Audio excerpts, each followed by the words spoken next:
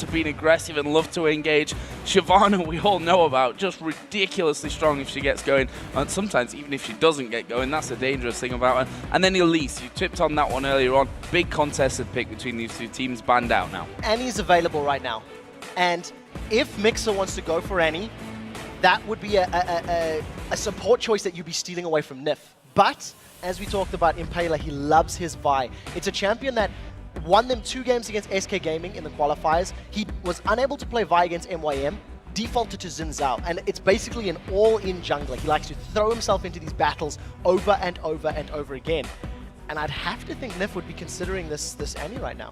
Well, on the other side as well, for Shook, he played yesterday with that Vi against the Copenhagen Wolves, and with Elise taken out, with Lee Sin taken out there as well.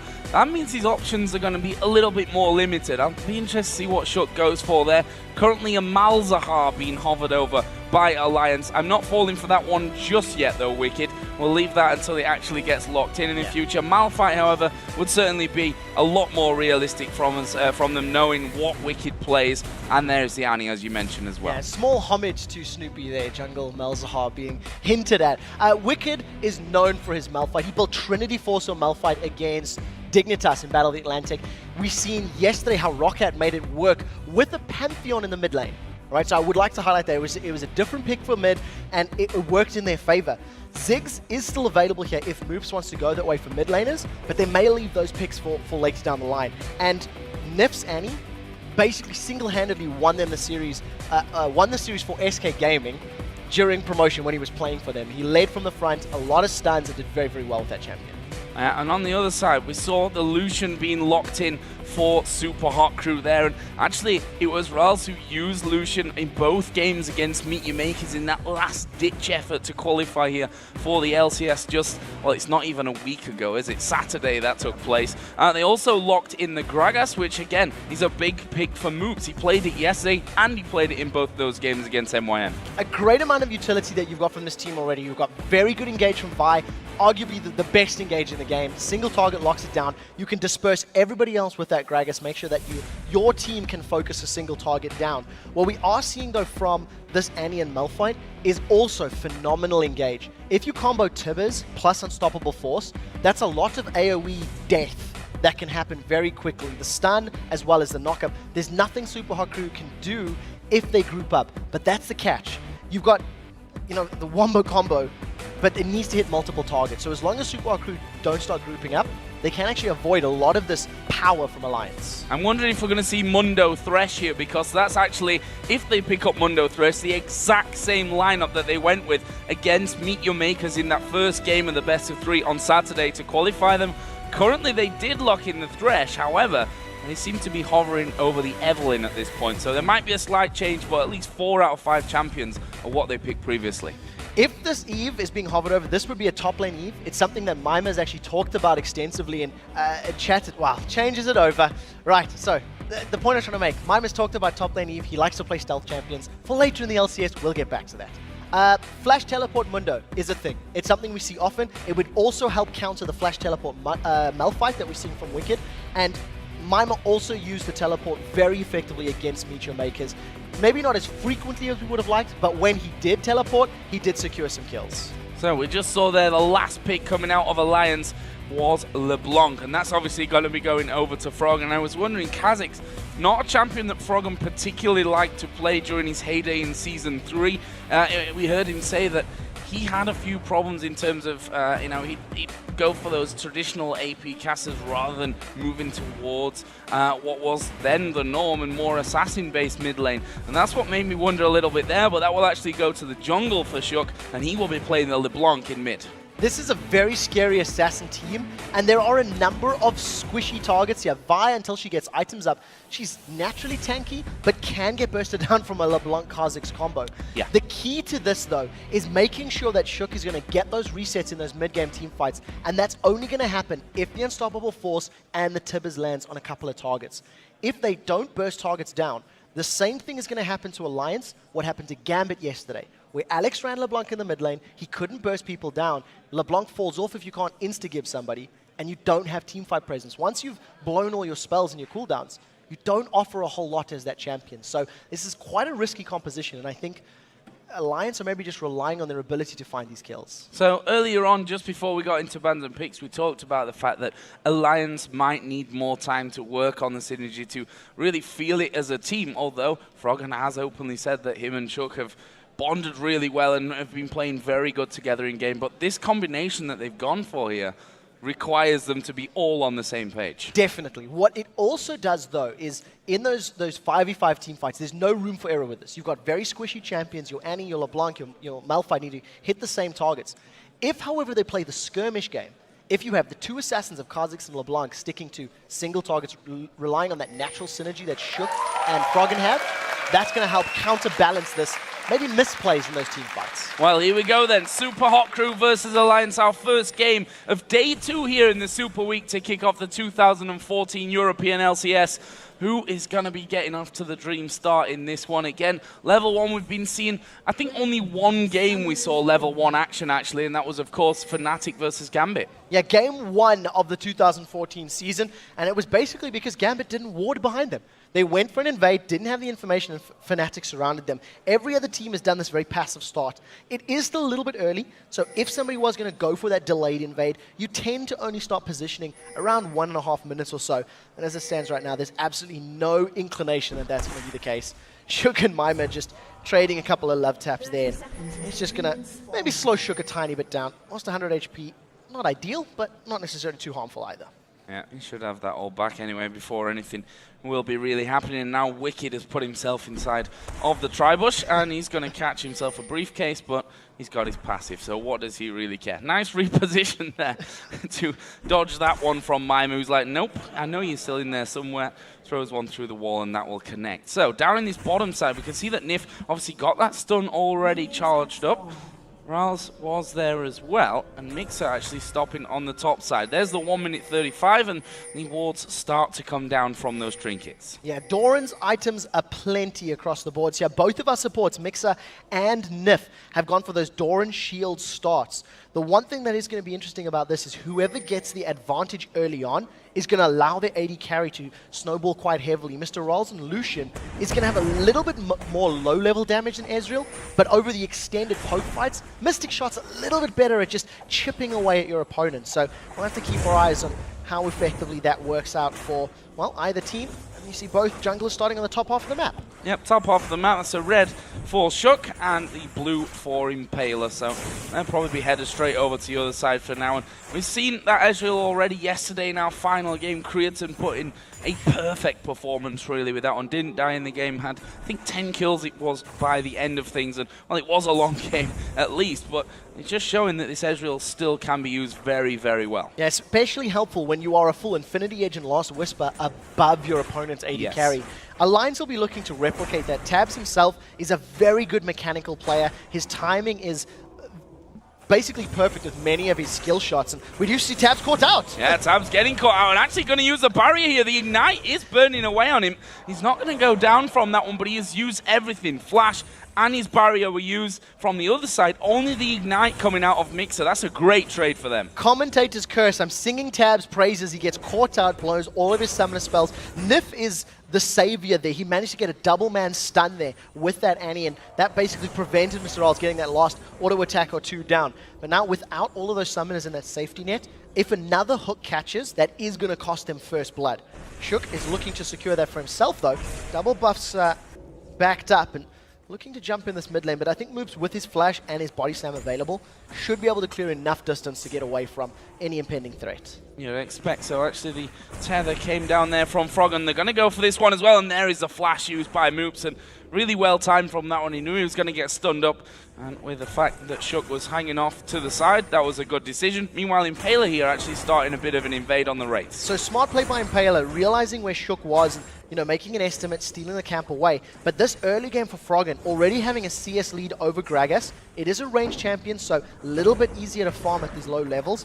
It's definitely going to play out. Moops with no flash means once Froggen hits level 6, Moops is at danger of getting shut down, getting, you know, killed, especially because Shook rather can leap in from a safe distance as well. This bottom lane there, where all the action first went down. Tabs is now up Above half health, but still no barrier, still no flash. And Nif is going to have to do everything to keep him safe. If they go a little bit more aggressive than they are now, I mean, you don't expect Tabs to get caught out by a hook right on his tower like that, but stranger things have happened. This top lane been fairly quiet, as we've kind of come to expect, to be honest, from the top lane, certainly when it's a Malphite versus a Mundo. Yeah, and both of these champions are running teleport as their secondary summoner, so there's actually very little kill potential in a straight-up head-to-head. They're going to be able to sort of sustain and poke each other a little bit, and it's going to be a farm fest. The only thing we need to keep our eyes on is whoever uses their teleport first once they hit level 6, and whoever makes it more effective, securing kills or objectives, dragons or towers, is what we should be looking for. Well, Impaler now headed around for this push on towards the bottom lane. Actually, no wards there right now, but Alliance are fairly far back on that tower. There is Shook actually doing his wolves at this point, so we'll see. He's actually below half HP, so he might end up recalling after that one. Either way, Impaler's not gone through to the tri-bush, so they should be safe at bottom. Yeah, the one lane that I do want to keep my eyes on for the next minute or so is this mid lane. As we're getting closer to level 6, Froggen is still accelerating ahead with LeBlanc. Is a very, very great position to be in. She's notoriously difficult to CS with in the early levels, and dealing with Gragas, who's calling with that Oktoberfest skin, 20 CS at this point in the game is scary.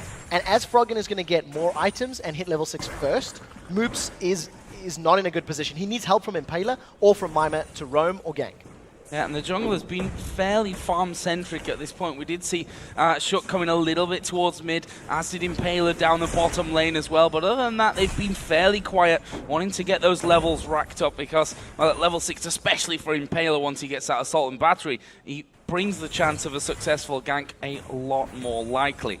This bottom lane is now being finally pushed out a little bit more from Tabs, who's back up to full HP, not being back to buy from this one, so he didn't really miss anything in terms of the CS and health, despite that trade earlier on. Yeah, it did end up working in his favor. I think very passive, slow play is the reasoning for that. We do have a very quick pause. I'll find out exactly what the difficulty is, but a slow start. I mean, with the exception of Froggen CSing pretty heavily in the mid lane, all the other lanes aren't doing all that much. And we can see their Alliance on your screens. It actually seems to be a slight problem with Wicked. He's just having his client restart. You see the admins there behind him, making sure everything goes well. It's not as if there's much action going on in that top lane up until now. It's Mundo and Malphite bashing heads and pretty much damaging each other, which will then just be regen back to full HP. Yeah, as is life in the top lane. Neither of the junglers have really made any sort of impact in this early game yet. I think for a lot of the pressure we put on both Impaler and on Shook, I maybe would have expected a little bit more attempts. Shook, he was able to show his face, and that was able to burn the flash from Moops earlier on. But outside of that very brief attempt, not much has been happening. The Alliance looking pretty chilled right now, and they'll be wanting to. I mean, they're 0 for 2 in the LCS right now, and that's part of the focus that obviously is going on here. That they've had that time now overnight to sit down and say, "Look, guys, let's watch those games back. What went wrong for us? What went right for us as well?" Because now, as you said in the pre-game, there were just a few little missteps, misplays here and there, which, if they'd have gone right for them, might have changed the outcome of those games that they played yesterday. SUPA HOT CREW in a similar position, though, to be honest. They lost their first game against Roccat, and they'll want to bounce back. They're vastly different situations, and my thinking for this is SUPA HOT CREW tried a fast push strategy. They made a very clear, concise decision. We want to run Caitlyn, Nunu. They picked Nunu after Malphite had been locked in. One of the things that makes it very difficult if you're running Nunu Kate is if anybody can get onto you quickly. And once Malphite was locked in, they still responded with Nunu. So they made it very clear, this was the strategy we want. They failed it, and now they have to go back to the drawing board. For a team like Alliance, they need to work on their decision-making, their in-game leadership. How do you teach somebody when to challenge Baron, when to pick a dragon fight, when to fall back to a tower? And I think it can only come with games. And games like this is where they have to start taking notes and applying what they learned yesterday.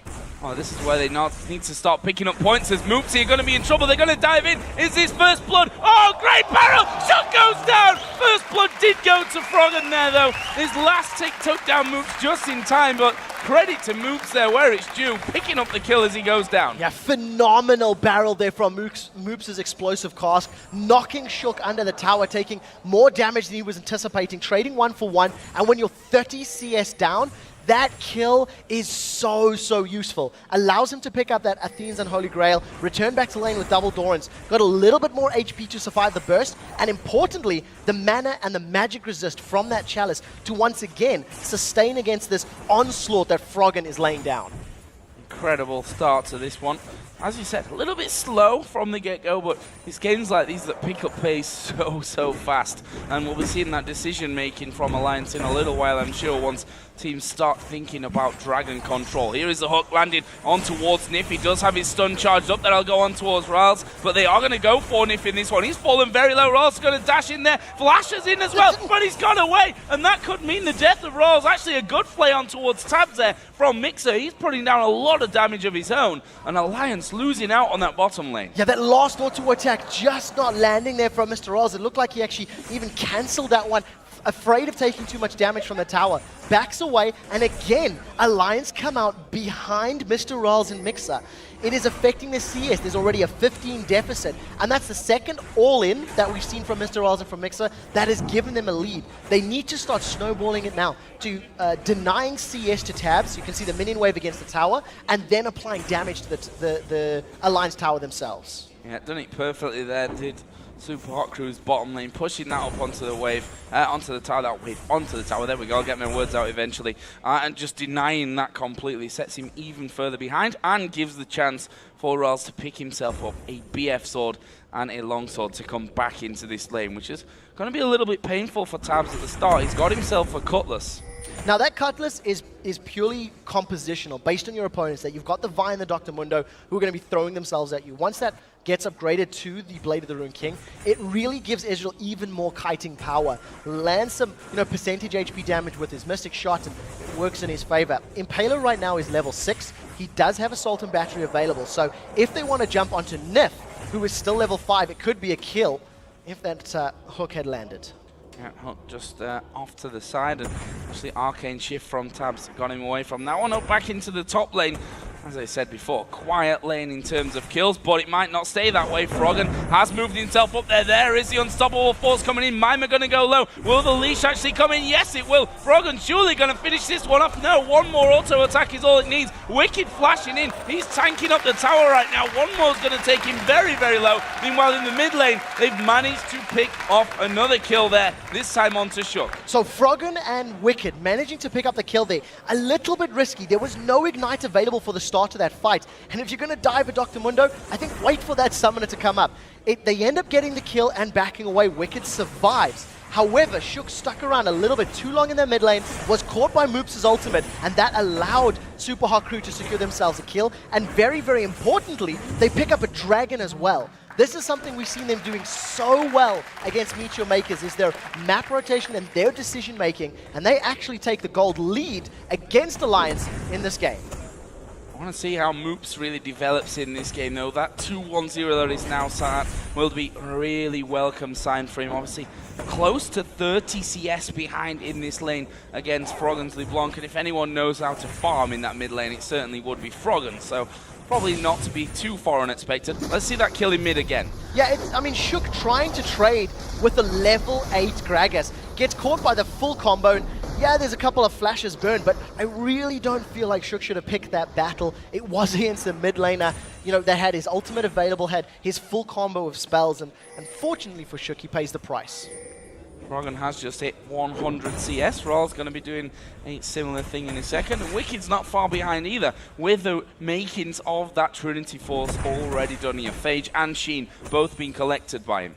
Now, once that Trinity Force is completed, it's going to make Mima's defensive decision-making a little more difficult, because you've got a good mixture of magic damage, you've got Sheen procs, you've got physical damage. It's a full combo that you have to deal with, and it actually synergizes with Malphite's kit very well. He does have the ability to land some splash damage on minions, which makes him a pretty powerful split pusher, and with Teleport, he can join a fight. Now, we are noticing Impaler sneaking his way up to this top lane. Assault and Battery is available, and you can see Mima trading with Wicked. This could be the start of the fight. If Wicked picks it, we are going to see Impaler coming in. Right, Impaler standing at the back though, and the ultimate coming out of Mima there, but Impaler has now been able to sneak up onto this top side. Mima at full HP. Are they going to be able to take Wicked down? Here comes the Assault and Battery. Mima going to get in on top of him. Is he going to use that unstoppable force to get away? Yes, he is, onto the tower. Wicked survives. Very smart play there. The burst that's come, there's no burst damage from Super Hot Crew, so they can't shut Wicked down super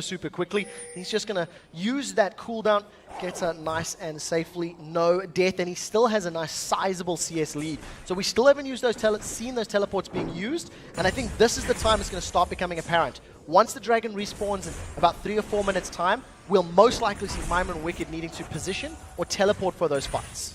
And this bottom lane, despite, if you look at the scoreboard, relatively low kill scores between them. There's been a lot of action going on down there. The Lions forced out a couple of times, and we can see that Froggen is actually walking his way down towards there. But after that last dragon, they put a lot of wards in position, did Super Hot Crew, and they've got full vision of that bottom river. Yeah, very good vision control here from Super Hot Crew to allow themselves to back away in the bottom lane. They are slacking a little bit in the top half of the map, but they're anticipating Shook to come through the tri-bush. It's the only portion of the map that is warded there for Mima. And of course, with his Sadism ultimate, he should be able to get away from the burst. There's a lot that can come down from Malphite and Kha'Zix, but he's playing a little bit risky there.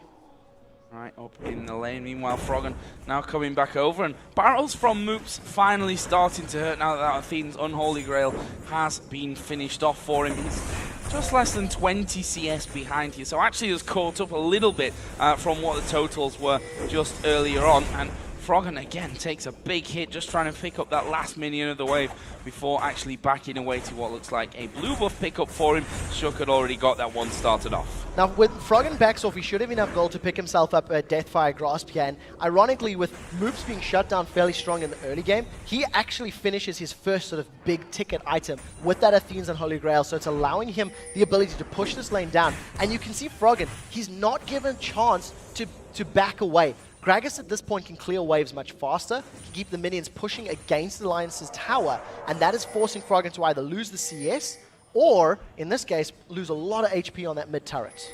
Got less than 2 minutes until the second dragon of the game is going to be coming up here as well. Of course, number one did go over to the Super Hot Crew, and Impaler's already started to get up into the enemy jungle, get some deeper wards in there so that they've got full vision control. Again, though, just to touch on those teleports not really being used that much to come in, and we should be seeing them when it comes to Dragon time. Yeah, I think Dragon's definitely going to be the point to use those abilities. And in terms of the Dragon fight that is potentially, impending right now, with Moops and Mr. Rolls having their Athenes and the Bloodthirster completed, they've already hit a power spike that Alliance doesn't necessarily have an answer for. Yes, they do have a Deathfire Grasp LeBlanc, so if Mr. Rolls is overextended or Moops is overextended, they could get burst down. The key to this dragon fight for me is going to be Wicked's Triforce Malphite. If he gets a very good unstoppable force, 2 or 3 key targets, that could be all the time that Alliance need, because at this stage in the game, there's not a lot of tankiness. You've got a Sunfire Cape and a Spirit of the Ancient Golem as basically your only tank items here from Super Hot Crew, and there's nothing on the side of Alliance. They're basically all damage. Spirit of the Elder Lizard from Shook, he's going all in for that DPS. And that's an interesting thing to figure as well, that Mima has no way of stopping Wicked's teleport at this point. Not true the other side around, but if you use the Unstoppable Force to stop Mima going down, that means there's no Unstoppable Force for a team fight that might happen down in this Dragon. And I think at this point of the game where they are behind, they're going to have that there. Yeah, that's definitely the case. And what you actually seen in that little mid lane setup now, because of the dashes that you've got from LeBlanc, from Wicked's Malphite in his ultimate, as well as Shook on Kha'Zix, they can actually dive walls and dive under towers, get kills and back away quite quickly. So they were trying to set something up. 4 out of 5 members of Alliance have the ability to sort of blink over walls, so to speak, or cross those distances. So it's something we've also got to be aware of. Pulling the trigger, somebody could die very quickly.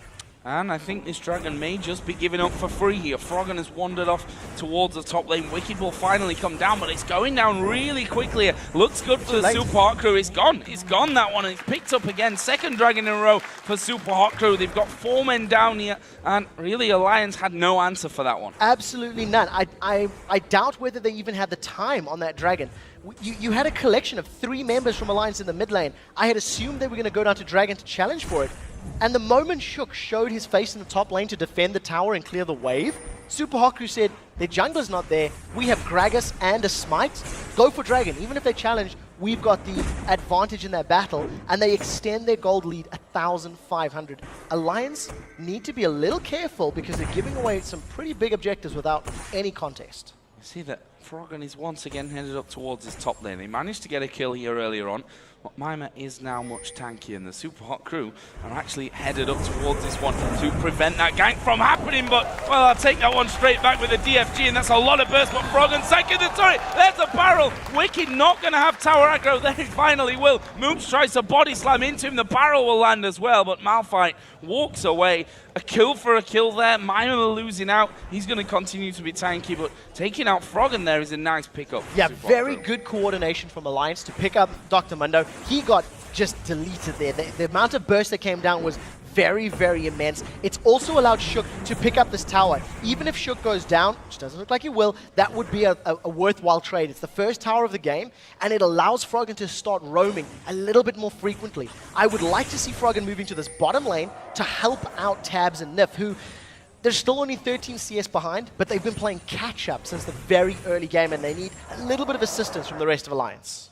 See the workings of that Spirit Visage in for Mima as well, which is certainly going to help out, especially against Froggen and Wicked's burst that we've seen there. Well, this turret in the bottom lane for Alliance, still alive, funnily enough. There's about a third of its health remaining. And it looks like Super Hot Crew's bottom lane hanging around here, but we're thinking about recalling. They see Froggen stood on top of a ward, and that's not something they can contest with it all here. No, definitely not. Great ward as well. The moment Froggen was killed in the top lane, Mixer actually moved from the lane to the river, placed a ward just in front of that tri-bush, almost anticipating the move down to the bottom lane.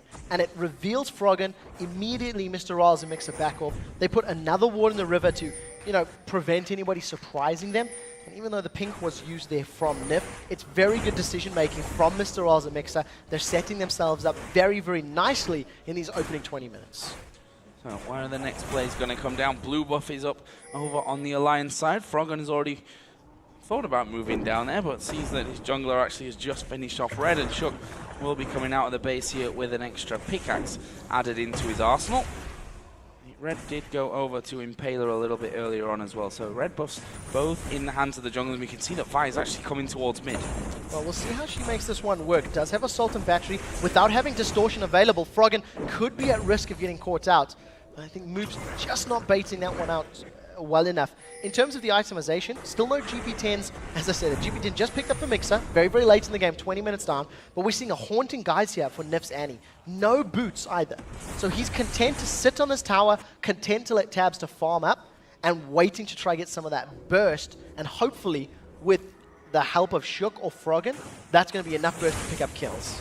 Yeah, I think that Coin obviously coming in so late into the game, more about what he builds into. The talisman by the end, obviously give them that movement speed and get Mundo at the front, get Vi in there as they going on towards Tab. That's a ton of damage. Flasher's coming back and Shook is there. Well, here is Impaler on the bottom side as well. The culling does come out, and both teams coming away losing no men. Not yet, but now Mima, ooh, that's a lot of damage from Froggen, and a lot of summoner spells burning their bottom lane. Both of the duos burning their flashes and barriers, only an ignite sitting on Nif, and I actually think Tabs may have tried to bait that hook out. I think he wanted to get caught and then got surprised by the amount of burst that went down. We do see now Shook and LeBlanc coming in on moves. Oh, he could be in trouble here. And by could, I mean he definitely is from this one. He's going to try and head north, but that won't get him away from things. It's actually going to be a kill and a turret there coming in the bottom lane. So a kill secured for for Alliance, but a tower secured for Super Hot Crew. I think that works out in favor of Super Hot Crew. They've alleviated that objective now from Alliance, and it's going to allow Mr. Riles and Mixer, I think, to start roaming. You can see the play that Alliance wants to make. They want Shook and Froggen moving around the map. They want to look for an opportunity where they can fight a 2v2, 3v3, win with a kill very quickly, and then push a lane out. With Dragon up in 1 minute, I think they'd have to roam bottom now. I think they have to apply some pressure, get vision control, and challenge for this Dragon. They can't give up a third one in a row. Well, Nif has already started to get the vision down there on that side. The Trinity Force is already complete as well for Tab, so that makes him feel a little bit more comfortable once these fights come around. The top laners do both have their teleport ready as well, so they'll be able to get involved when that Dragon comes up in 40 seconds time. The one thing we are noticing once again with regards to builds is just the very early Void Staff here from Froggen. There's not a huge amount of magic resist on the side of Super Hot Crew, so that's going to amplify his damage even more against these squishies. He may have even avoided the Ring of Wards. A great lantern there for a Mixer, just revealing his position. I mean, Froggen had snuck himself in. He'd avoided the pink ward behind the Dragon Pit. Super Hot Crew just responded to that just on a gut feel. Mixer saying, hang on a minute. We haven't seen LeBlanc, and a very good lantern. Yep, making sure that they don't get caught out by that one. If you look at the gold, it's not really much of a difference between them. About 200 it's sat up right now. We've seen already Wicked come down towards this middle lane. So it seems like Alliance want to challenge for this Dragon. That will be started off already. Yeah, they've got better positioning as well because Wicked's here without needing to use the teleport. I don't know if Super Hot Crew can challenge without maybe trying to steal, and they're not going to work. Nah, Impaler's actually inside of the Dragon Pit there. He has to flash away from it. In the meantime, Mima takes down the top turret at the same time. Now, Alliance need to make a decision and react to this. Wicked could teleport top to defend, or they could try to do a 5-man on the tower. They've caught Impaler. Caught Impaler out, but Froggen actually missing the leash from that one. They've got positional advantage here, though, and they're going towards Mixer. There goes Tibbets. Mixer falling low. Cullen actually coming out, but Mima is there now. The jump actually will get Shook the kill, and they can keep going for this one. Actually, it looks like they want to keep them away more from that mid lane to get the push in. This is a smarter option indeed. If Alliance can get the tower,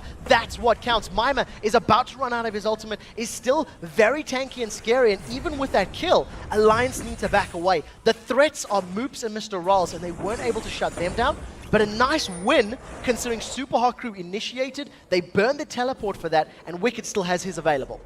Yep, and this tower, they need to protect this one though, Alliance. They can't afford to just back straight off from this. Moops is able to keep them fairly far away from it. And we can see that the bottom lane is actually pushed heavily as well on that inner turret. Yeah, Alliance needs to send somebody there to respond to it, or try to wait for Tabs' True Shot Barrage. Allow that to try and push out the minions.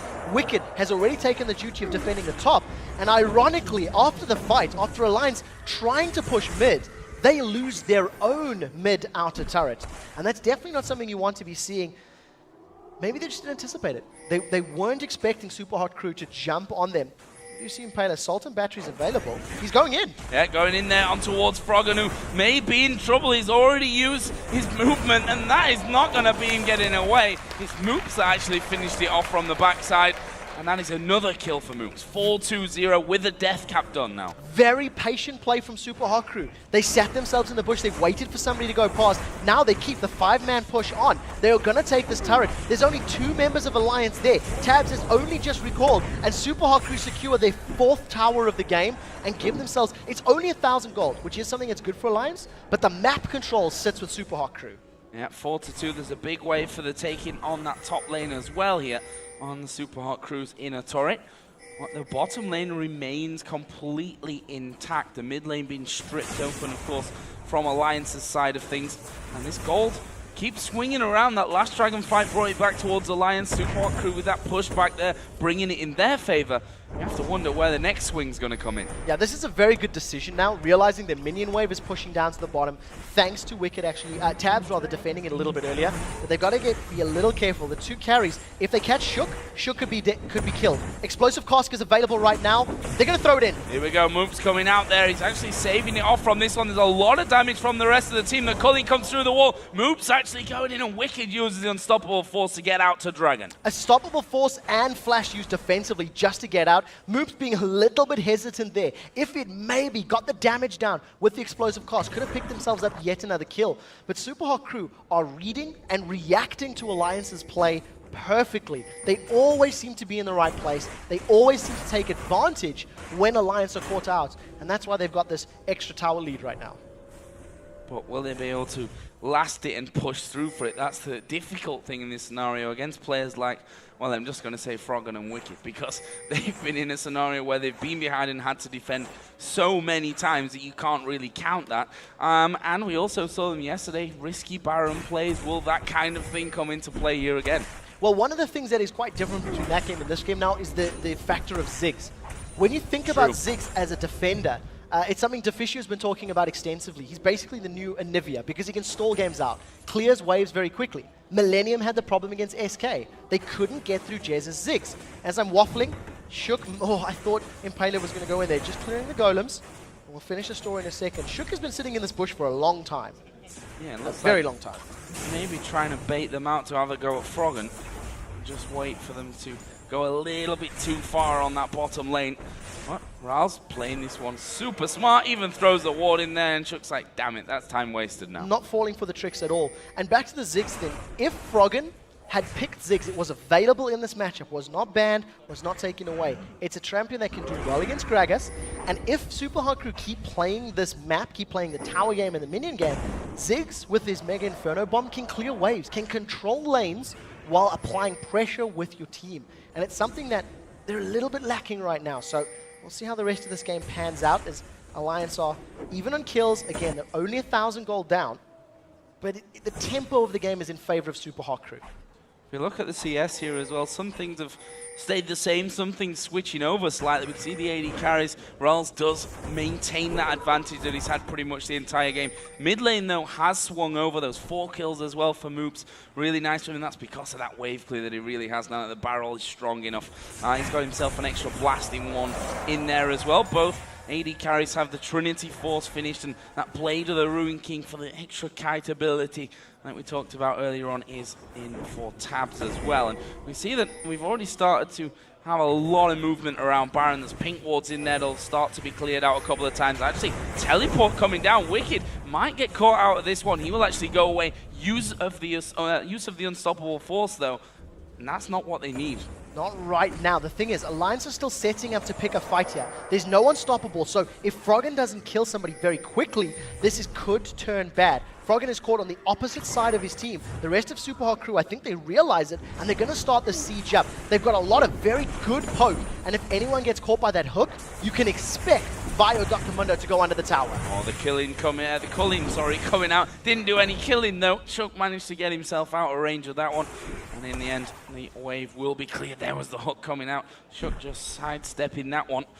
And they have to wait here, because if they get into a fight without unstoppable force, you have to feel that Super Hot Crew are going to have not just the advantage, but quite a large one. Yeah, definitely the case. I think for Alliance's combination to work, they need to stun and hold in place multiple members so that Kha'Zix and LeBlanc have the time to kill them. There's 2 things I want to touch on in the items. Is we have 3 sweeping lenses on the side of Alliance and an Atma's Impaler that has been picked up by Wicked. He's really committing to this mixed damage type of build. Atma's Impaler is going to give you a decent chunk of AD based on your total health. We do see now Froggen caught out. He goes on Impaler, doesn't catch him though. Impaler's gone very deep from this one. Actually, he's going to come over with a lantern into the rest of the team. There's a barrel right down the middle. Shook is going to fall. That's 1 kill apiece right now, though. Rawls is actually chasing down on towards Nif on the bottom side. That should be a kill for him. Will get it actually finished off. 2 kills now. Can they chase in? Wicked. He's got his unstoppable force in. Will go in there with that one. Moop's coming back into the fight. Wicked is still alive, but incredibly low. Mr. Rawls picks up himself a 3rd kill of it, and that will be a 3 for 2 for Super Hot Crew. But will they go back now towards Baron? This is the exact person we were talking about in the pregame. We wanted to see Mr. Rawls in a position where you can get fed and make an impact in the game. 3 kills in that team fight because Alliance were out of position. They were a little bit spread throughout the jungle. The chain did not catch on Impaler from LeBlanc. He threw it out and it didn't connect. This is the exact moment I'm talking about. If that burst had landed onto Impaler, it would have been a little bit of a silence, more damage, and maybe could have got an earlier reset for Shook. Shook in between 4 members of Super Hot Crew, you're not going to be able to survive that. It's basically just cleanup. Super Hot Crew have got more members here. They're tight and knit. They can stick to single targets, and they just shut them down. Good effort by Wicked to at least pick up a kill on the way out. But fact of the matter is, Alliance should not have started that fight unless they were all together and could kill that target. The fact that Shook jumped in after Impaler was still alive, it was questionable. I think they should have backed away. And we are 30 minutes into the game now, so let's take stock of things overall. 8-7 in kills, 4-3 in turrets.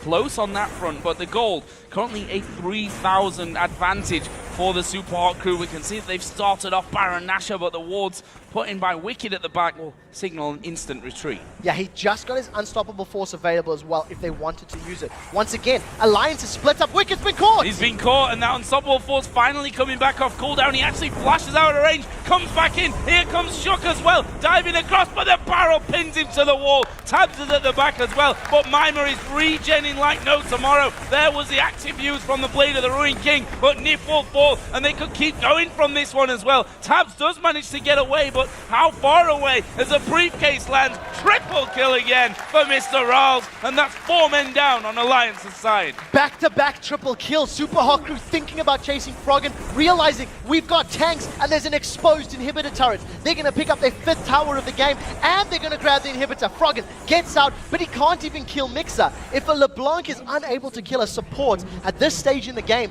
you're going to have a bad time. You need to be able to remove a member of your opposition team and then win with superior numbers. And Froggen is just trying to delay, just trying to prevent them getting more objectives. Yeah, and you see they're a little bit scared of backing off towards that Baron. As they were pushing in, there was 20 seconds on the spawn timer.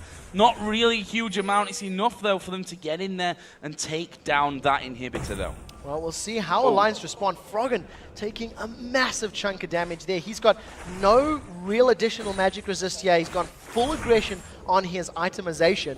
And over on the other side with that Void Staff and the Rabadon's Death Cap, Moops is hitting very, very hard. Alliance are now 7,000 gold down. They've got super minions pushing the mid lane. They have very good waves pushing top and bottom, but when you've got to play very defensive duty now, you're not able to push these lanes quite as well as you were hoping. No, it's going to be all about the Baron dance here for a while, surely. As the Dragon's coming up in 2 minutes, definitely not a bad pickup this far into the game, though. Definitely not at all. It's a decent chunk of gold, scales with your champion level, of course, and I think gold is going to help Alliance, but what they really need to pick up is just better positioning. If you look at the mini-map, you've got 4 or 5 members of Super Hot Crew all in the same area. And, they're trying to focus down Mima, trying to focus down the tanks. Impaler and Mima, Mr. Rawls is untouched. Alliance have not hit the AD carry, and that's the one that you really need to focus, because he's going to get you low and allow your tanks of Vi and Mondo to kill the rest of your team. We do see Mima taking a good burst from Froggen, but not enough to kill him. That was close. Cullen actually coming out here on towards Wicked, and good chunk of damage as well. This time putting out from that one. Super Hot Crew start to back away again. Those sweeping lenses, which they now have 3 of, also going to be very, very useful over that side of the map. The Dragon is going to be coming up in 1 minute's time, and there's a lot of pinging coming down here from the Super Hot Crew. We can see the recall from Frog, and that's going to leave a 5 versus 4 at this point around Baron. Super Hot Crew are going in for it. Yeah, Super Hot Crew are confident that they've got control of the vision right now. They've also got a lot of burst with the Vi, with Smite, as well as the Gragas combo. They can knock Alliance away, or they can use the Gragas combo to help secure Baron. Baron's getting low, and that's the Gragas ulti. Yeah, there's only potential coming in there. Is Wicked diving down, but Baron goes over to the Super Hot Crew. Mixer's gonna fall, but Assault and Battery comes in towards Shook. Impaler falls. There's a mid-air kill for Rawls, and he may just clean up from this one. Does get stunned in the end. They're Froggen over the back. They've picked up Gragas as well, but Mima gonna be hammering away on the AD carry in the mid laner. He's not taken much damage at all, and he can stick to them like no tomorrow if these briefcases continue to land. He's gonna keep them away from things. Rawls on the top side, pushing the minions through. This is the best decision for Super Hot Crew. Get the super minions up to the Nexus turrets, because they cannot compete with Mr. Rawls' damage right now. A very good reactive fight once Alliance lost the initial engage, because with LeBlanc and Ezreal jumping over walls, it makes it very difficult to chase him. Now, Tabs is going toe-to-toe with Mr. Rawls. Toe-to-toe, I'm not sure is the best fight for him at this point. He's a level behind. You see the item difference between them as well, but he will at least try to push them out completely to the base. Froggen's presence as well forces Super Hot Crew back. He has a teleport coming into the mid lane from Wicked. He doesn't have Unstoppable Force ready right now. Mima going to pop his ultimate and should be able to just simply walk on by. Yeah, teleport used just for sadism. That's definitely a victory here for Super Hot Crew. I'm not sure why Alliance wanted to chase that. There was no Unstoppable Force available. Yeah, maybe Froggen and Tabs could have chased that one down. I don't think it was going to work out for them. On the way out, Super Hot Crew grabbed themselves a Dragon as well. So they extend their gold lead further. They still have map control. And Alliance, they just responded to that Baron play late. They simply did not get there in time to realistically make an attempt. And you know, you can't really give a Baron away without any form of contest, so at the very least they did trade 3 for 3 in total for that fight. Well, one thing I'll give for Alliances, you know, their side of things on that Baron, well, the barrel is relevant as well. Moops was there the entire time, zoning them out completely. When they started to move close, the ultimate threw them back, delayed them a little bit, and yeah, they threw everything in there because look at the gold. It's almost a 10,000 gold lead. Alliance needs to start getting that back somehow. What Moops did to Alliance is what Froggen failed to do yesterday. He attempted to use his Gragas barrel to knock the opponents away and thought that they were out of smite range. And all of a sudden, Cyanide just hops back over the wall and steals that Baron. Moops did a little bit better. It was still risky, right? It was still risky. Probably could have been a little more accurate, but it worked out for them. And you've got Mr. Rolls, 804. Lost Whisper, Bloodthirster, BF Sword, and 4 sweeping lenses. Super Hot Crew are going to play the vision game, denying it from Alliance, and we do see Moops caught a little bit by Froggen, but he doesn't get taken out. Yeah, DFG was used there by Froggen. Not able to follow up from it though, unfortunately for them. But Froggen will continue to wait off to the side. We see both Impaler and Rawls have Banshee's Veils in there at this point, which means that Froggen's burst not going to be as effective unless they get those Banshee's Veils out of the game before that. This time, they've just forced Wicked completely off that inner turret, and that will be all but the final one. Still top lane remains. Actually, Shook going to get hooked into this one. Are they going to actually take this fight? The entire Super Hot team is there at the back of them. Couple of guys going low for Alliance, and Cullen going to start to come through as well. There is the ultimate pop for a second time by Shook, but Rawls, now legendary, does pick up a kill finally onto Wicked. This could be a second inhib. Definitely, the middle inhib is very low as well, so Super Hot Crew with a numbers advantage, and are still Mr. Rawls basically untouched. He just melted the HP of Wicked. Wicked, the culling shredded his HP bar. Now Super Hot Crew going to roll around to this middle lane, secure themselves a second inhibitor, and this looks like Alliance could be going 0-3. Well, Mixer's just gone down. Tabs actually chased him out, but the rest of SHC were on the inhibitor. Mima here gonna be getting slowed down and caught out, but there's a big barrel from the backside here from Moops. That will take out Frog, and all of a sudden it's 3-on-3 again. Are they gonna be able to get him dived in from Shook? But Moops has survived it. No, the jump came in right at the very end. It was in fact a flash from Shook as he tried to get the kill and did get the kill, but that now leaves a 2-on-2, a big tank and an AD carry against Annie and an AD carry. Either way, Super Crew have decided that's enough for enough, and they're going to go towards his top lane. A bit safer for them, and that will eliminate everything on the map outside of Alliance's base. Massive death timers is going to make defending now a little bit more difficult. They've only got 1 inhibitor standing in that top lane. With super minions in the middle and the bottom, and 4 sweeping lenses on the side of Super Hot Crew, they're just going to roll through the jungle, deny all of the wards that have been placed out, and once again set themselves up for a siege. Super Hot Crew can go to the top lane, group up as a 4 and a 5-man team, allow the minions to push the rest of the lanes, and the moment somebody responds to those double super minions, that's when they pick the fight on the inhibitor. Super Hot Crew, they have to make a monumental mistake to lose this game right now. Rawls has 2,300 gold to spend right now.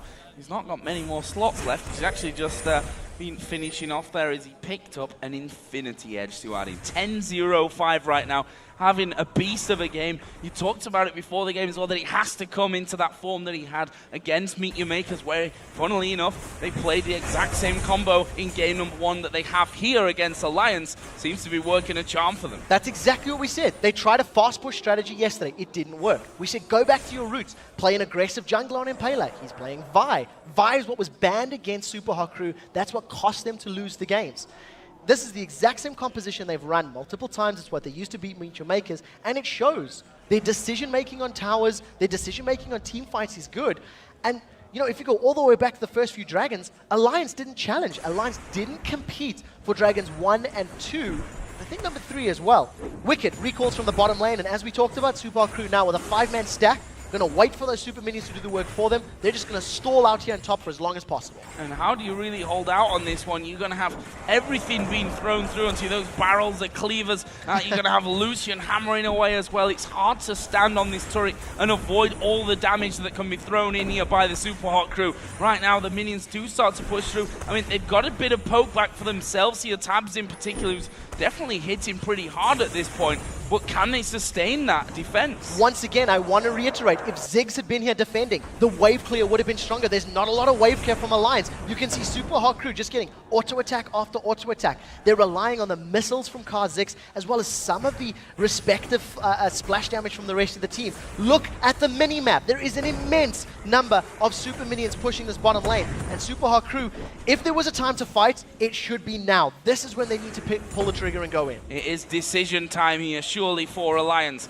Who are they going to send down there? They've got Tabs moving in. He's actually doing a good job of taking him out, but this turret in the top lane, down to half HP right now. Is the fight going to come down? Look at the calling onto Nif. Loses half of his health instantly, and the Super Hot Crew are going for it. They're going to try and push down the final inhibitor turret. Wicked caught with the box. Will they try and finish him off before he goes back? He uses Unstoppable Force. Barrel comes in as well. Nif goes down straight away, and this is surely going to be game here for the Super Hot Crew. Shook gets one. He will be allowed to then jump away. Well, that means no defense for Alliance, and the Super Hot Crew make a miserable first 2 days here for Alliance and pick up their first win in the LCS. They have done it, and they have done it convincingly.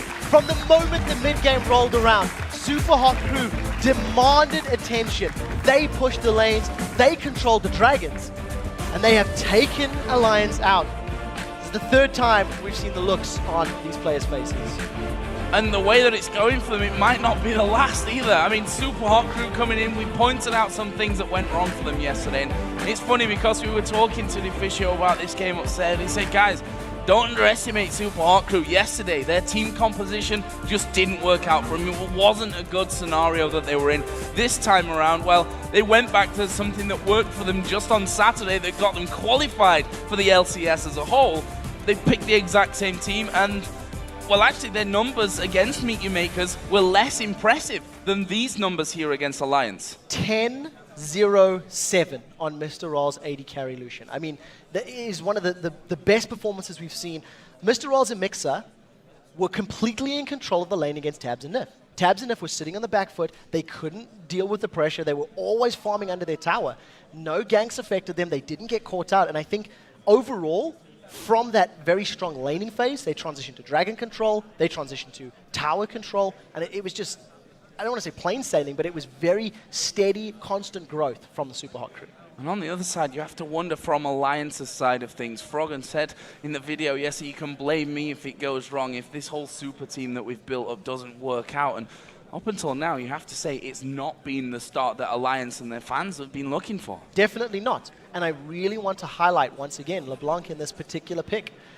The theory was sound. You know, Malphite plus Kha'Zix plus LeBlanc. I mean, who's going to survive that sort of all-in? But if you don't get those kills early, if you don't get them before 20 minutes, your opponents get too tanky or they can get too far ahead that it's too risky to jump in. And that's exactly what we've seen. Had that LeBlanc been a Ziggs, it could have stalled. It could have challenged to steal dragons. The Baron is riskier when you're fighting a Ziggs on the background than a LeBlanc. So I'm not convinced by LeBlanc so far. Yeah, and we talked about CS in the early game as well, where Froggen did an incredible job of staying ahead of Mooks pretty much entirely. But you also, in hindsight, have to wonder if that was Mooks playing so safe that he didn't move forward and end up giving kills over to Froggen to get that LeBlanc going. Yeah, okay, 20 CS here and there. It's very different to getting the kill snowball going. Very true. It's the value of a kill in gold, but what's more important to note is, yes, Froggen got control, but he didn't do anything with it. A CS lead does not equate to a game lead. You need to have the person losing experience more, losing their tower, unable to roam. And then once Gragas hit levels, LeBlanc couldn't do that anymore because, you know, Froggen had to sit defending his tower the whole time. So it was a strong start, but it didn't equate to anything. And that's the point that I think matters more. Well, a big win for the Super Hot Crew. Their first here in the LCS in 2014. Unfortunately for Alliance, they're still looking for that one. Guys, it's time to take a short break, but stay tuned, because Shox is standing by with Mr. Rolls from Super Hot Crew, and then old rivals Fnatic and SK will look to crush each other.